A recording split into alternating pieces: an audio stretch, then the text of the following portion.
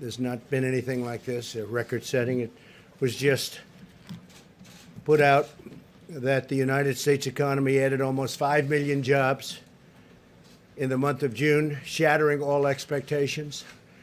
I was watching this morning, and the expectations were much lower than that. The stock market is doing extremely well, which means to me jobs. That's what it means, jobs. This is the largest monthly jobs gain in the history of our country. The unemployment rate fell by more than 2 percentage points, down to just about 11%. We're down to the 11% number. We started at a number very much higher than that. As you know, we broke the record last month, and we broke it again this month in an even bigger way. This news comes on top of May's extraordinary jobs report, which was revised upwards, by the way, to 2.7 million jobs. It was 2.5. That was last month, and that was a record setter.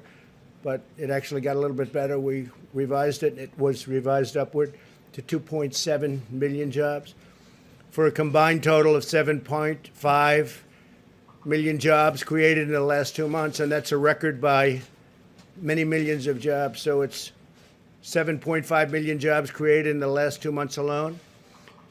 Today's announcement proves that our economy is roaring back. It's coming back extremely strong.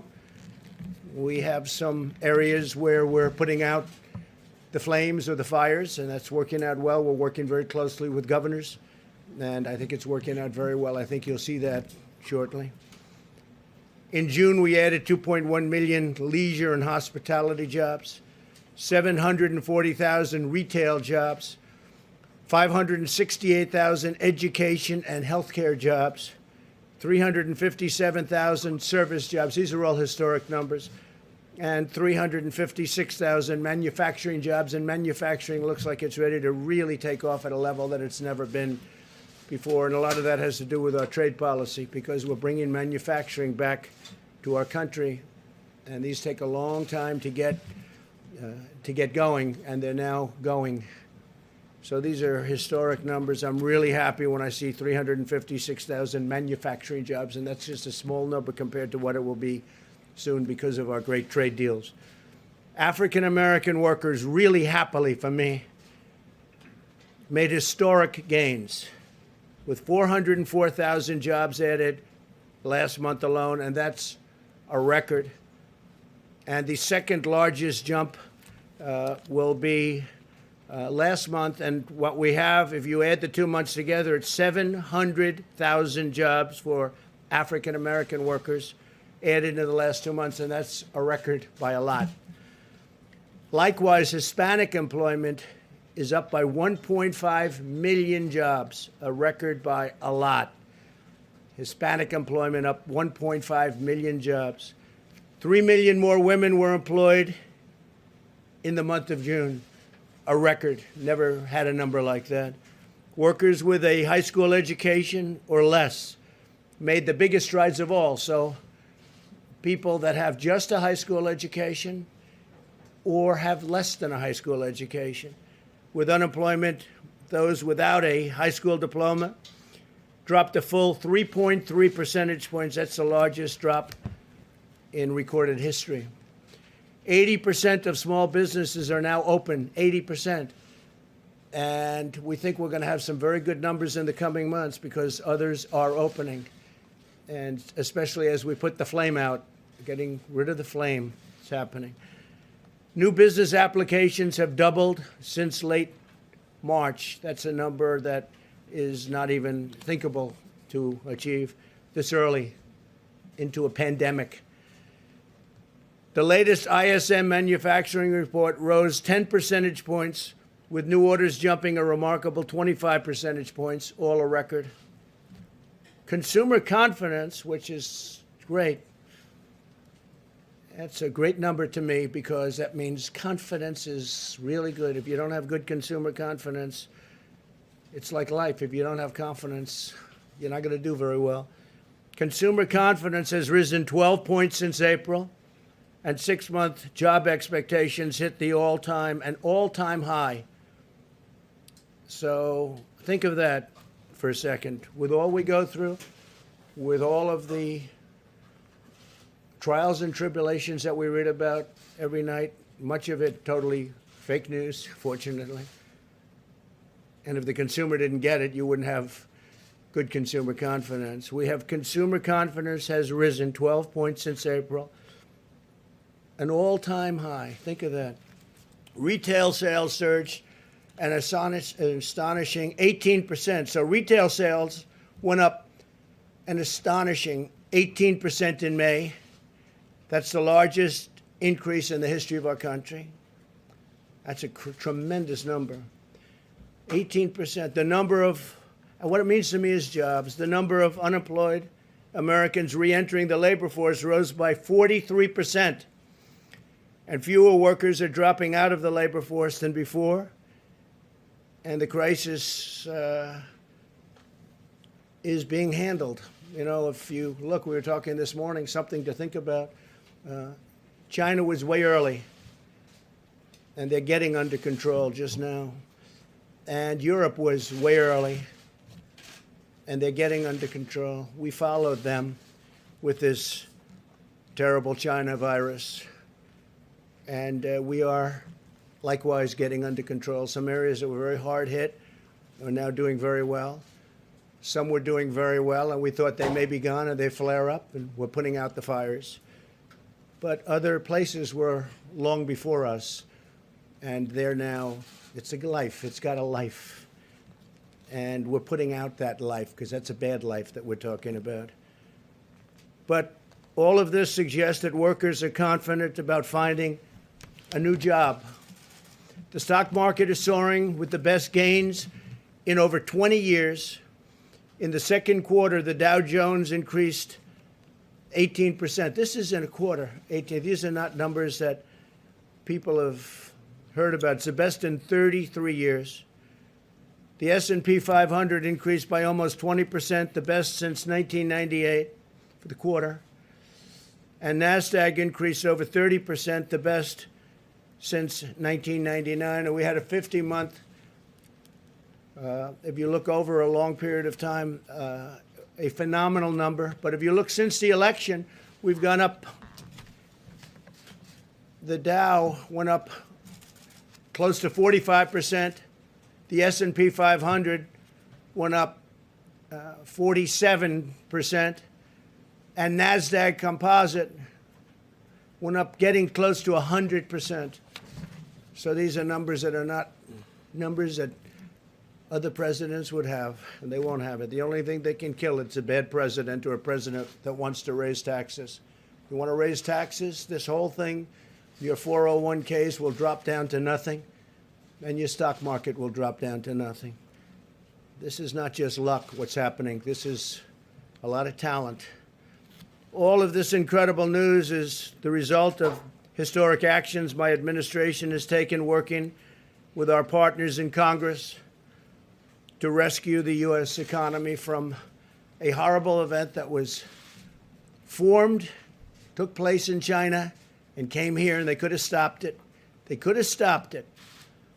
Nobody likes to write that, but they could have stopped it. They know it, and I know it. Through the Paycheck Protection Program, we've extended over $520 billion in loans to nearly 5 million small businesses, saving and supporting the jobs of tens of millions of American workers. This has been a tremendous success, levels that nobody's ever seen before. But we saved all of those jobs and all of those small businesses, and some will be large businesses soon, perhaps. We also rushed urgently needed relief to millions and millions of hardworking taxpayers. They got that directly, and we're working on a phase 4. We're working with Congress. That work has started. Steve Mnuchin can give you a little briefing. Talking about payroll tax cuts. We're talking about more money being infused. And it comes back to us. It comes back. It's all coming back. It's coming back faster, bigger, and better than we ever thought possible. These are the numbers. These are not numbers made up by me. These are numbers. We've implemented an aggressive strategy to vanquish and kill the virus and protect Americans at the highest risk while allowing those at lower risk to return safely to work. That's what's happening. Our health experts continue to address the temporary hotspots in certain cities and counties, and we're working very hard on that, where the relationship with the governors is very good. We made a call, Mike Pence made a call just yesterday and said, what do you need? Not one governor needed anything. They don't need anything. They have all the medical equipment they can have. Thank you, U.S. government. They have all of the ventilators they have. You know, we're giving many ventilators and selling in some cases and giving when needed, but we're the ventilator king. We're now producing thousands of ventilators a week, and we're helping other countries. And other countries are desperately in need of ventilators, because this is now at 189 countries. That changes all the time, that number. Our last count is 189 countries, and many of them don't have money, and almost all of them don't have a capacity to build a ventilator, which is hard to build, very complex, very expensive, very big in many cases. We've done an incredible job. So we have assembly lines building ventilators, and we're building thousands a week. All of these people are working with governors and local officials to restore best practices, and that's what we've done. That includes face coverings, social distancing, testing, and personal hygiene. Wash your hands. State officials will decide how rapidly to open their economies. That's largely up to them. If we see something that's egregious, we've gotten involved with a couple of them where we thought it was unfair. We'd like to see churches opened quickly, and some of them just don't want to do that. In New York, we got a great ruling from a judge, thank you, Judge, that they can open. If these best practices are implemented, then the hot spots can be calmed quickly, and we understand this horrible disease right now. We didn't understand the disease at all. We did the right thing. We closed it up. We would have lost millions of lives. We've done a historic thing. We would have lost millions of lives. And now we're opening it up, and it's opening up far faster than anybody thought even possible, and more successfully. And as I said, you're going to have a fantastic third quarter. It'll be a third quarter the likes of which nobody has ever seen before, in my opinion. And the good thing is the numbers will be coming out just prior to the election, so people will be able to see those numbers. The fourth quarter, likewise, will be extremely good. And maybe most importantly, from the standpoint of our country itself, next year will be a historic year. Next year is going to be an incredible year for jobs, for companies, for growth. Things are happening like nobody would have thought possible. I do want to comment, Boeing, as you know, is moving along in their process. It's been a very hard process, a very complicated process, but they have made tremendous gains, and they're going for approvals on the aircraft, on the 737 MAX. They're also starting to do some real business, so I just want to congratulate Boeing. They've been through so much. I think it was probably the greatest company in the world. I used to say it was the greatest company in the world, and then it ran through a very tough period of time. But I just want to say that Boeing has made tremendous progress in a short period of time. And other companies I don't even have to talk about, because they're all setting records. Virtually every one of our great companies is setting records. So I want to thank everybody for being here today. These are historic numbers in a time that a lot of people would have wilted. They would have wilted, but we didn't wilt, and our country didn't wilt. And I'm very honored to be your president. Thank you very much. Thank you.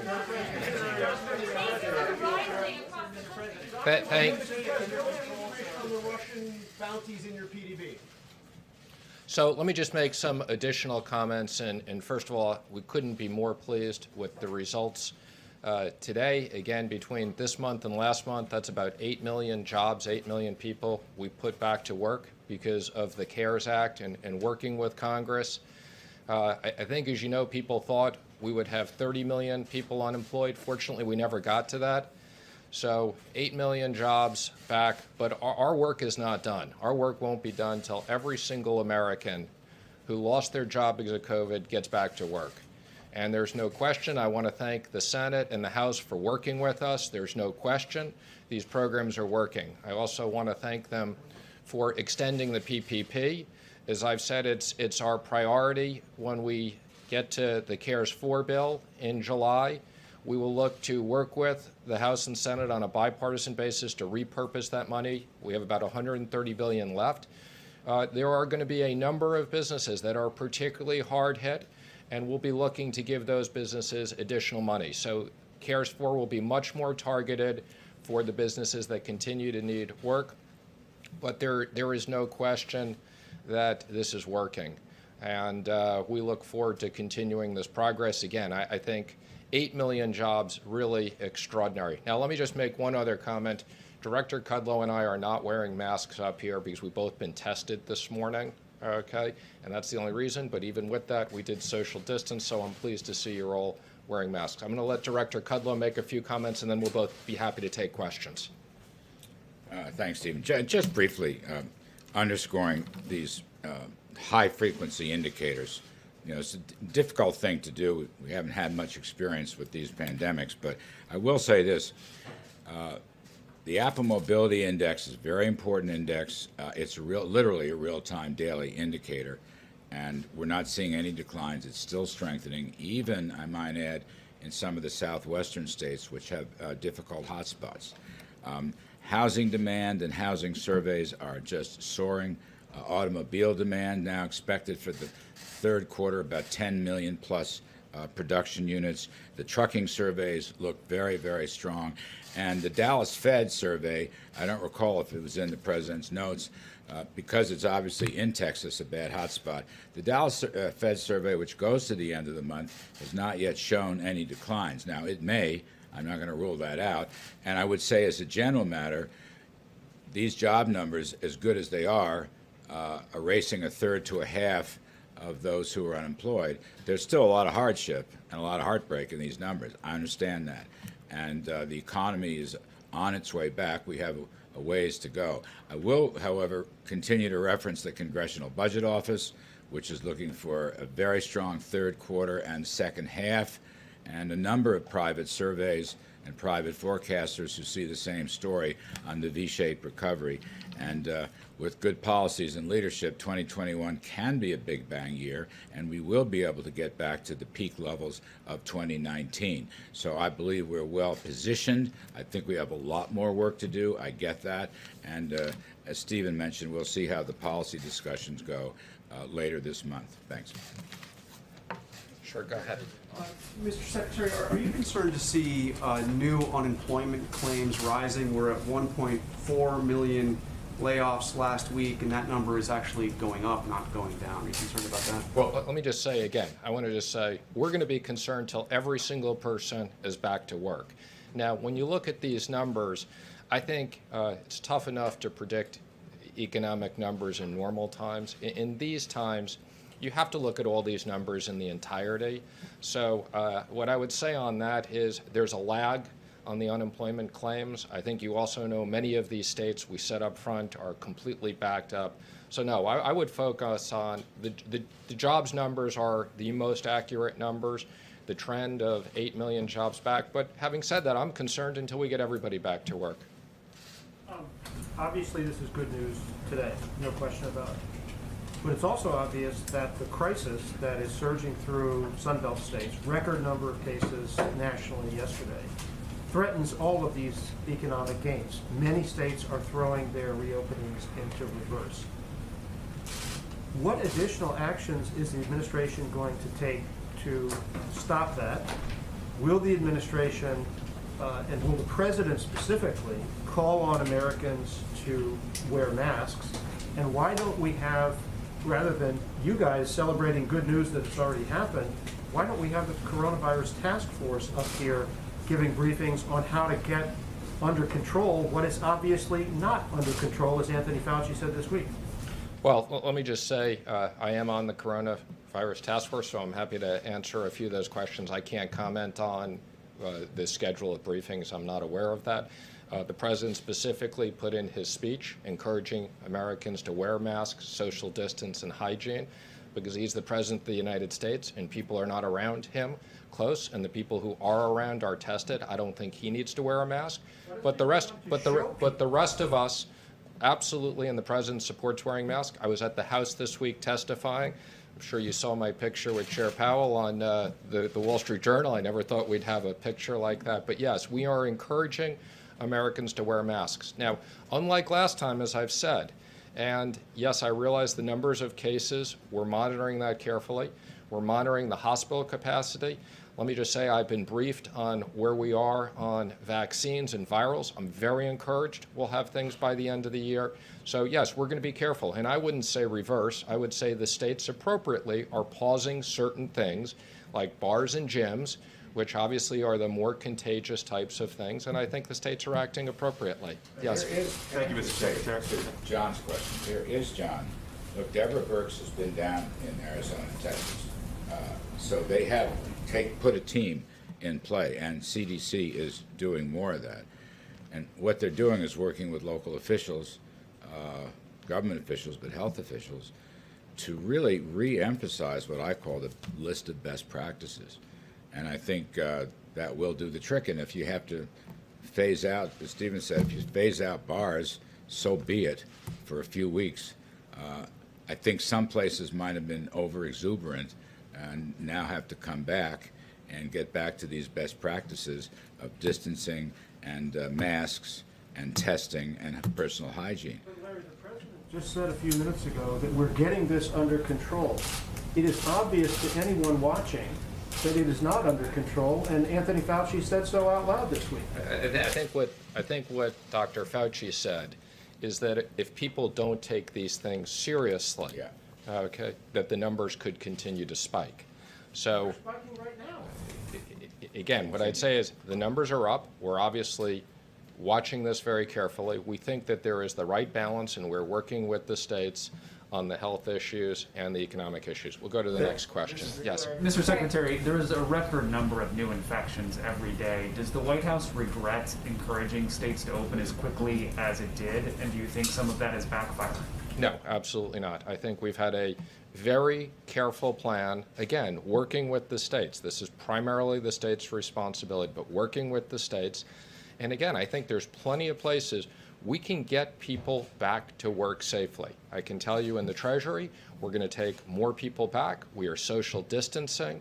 We're checking people's temperature at times. There is a safe way to reopen the economy, and we're going to do that carefully. Yes. Secretary, a lot of Americans are worried about what's going to happen with schools in the fall for kids, and there's a real economic argument that without schools, a lot of the workforce can't actually truly return to work. What is the administration doing about this? How are you working on it? Are there strategies that you're trying to employ here? We're working with schools and universities. Again, I think in most cases, schools will be able to open safely. Some schools will need to spend money. One of the things we'll look at in CARES 4 is if we need to give money to schools to properly equip their areas, I think that's something that will be high. Absolutely. We want to make sure that kids are safe, and that if there is money that schools need to spend to safely have people in classrooms, social distance, spread things out, change hours, these are all the things we're looking at. Mr. Secretary, can you assess the current need for American families in a Phase 4 bill? I mean, in the spring you said that a very big number was needed. What's the current need? I think it's too early to tell, and that's the reason why we're waiting. We've spent an unprecedented amount of money. We have authorization of $3 trillion. That's an extraordinary amount of money. A lot of that money is not in the economy yet. We're continuing. That's why we're extending things like the PPP. And before we go back to Congress, and I'm already having conversations with certain members of Democrats and Republicans to get ideas, but we want to see the economic numbers. As I said earlier, people thought we were going to have 30 million people unemployed right now. Fortunately, we're about 15 million unemployed. We had 5 million people unemployed before this, so we got 10 million people to put back to work. The president's committed to do what we need to do in the next bill to protect kids, protect jobs, protect liability. Yes, in the back. Mr. Secretary, if you take a look at the president's Twitter feed over the past few days, he tweeted a video of a supporter yelling "white power." He's been tweeting a veto threat if military bases are named away from Confederate generals. He's been tweeting a lot about Confederate statues and not wanting them to come down. We're in the middle of a pandemic. Is the president more focused on preserving or celebrating the Confederacy than getting this pandemic under control? let me just say, I think the president's focused on everything. I think this issue of statues and everything else is a complicated issue. There was an op-ed in the Wall Street Journal from the cardinal in New York about the Bible and everybody other than Mary and Jesus Christ. I think it's a very complicated issue. We need to have a balanced view of history. Just for the white power video, because he has it. Again, I'm not. We're here to talk about economics. We'll take one more question in the back. Mr. Secretary. In the back, yes. Mr. Secretary, where is the Treasury Department on sending stimulus check to mixed status families? There's a lawsuit that was allowed to proceed. Are you guys going to be doing that anytime soon? Or you're going to leave it to the courts to decide whether the Treasury Department has to do it? I'm sorry, I didn't understand the question. What's the question on stimulus checks? Mixed status families, so parents of American citizen children, people who are married to undocumented. Our position is that legal Americans, American citizens, should get the payments. That's our focus. If people are here illegally, they're not going to get economic payments. So, but let me just say, we're very focused on, as part of the next CARES Act, we're going to seriously consider whether we need to put more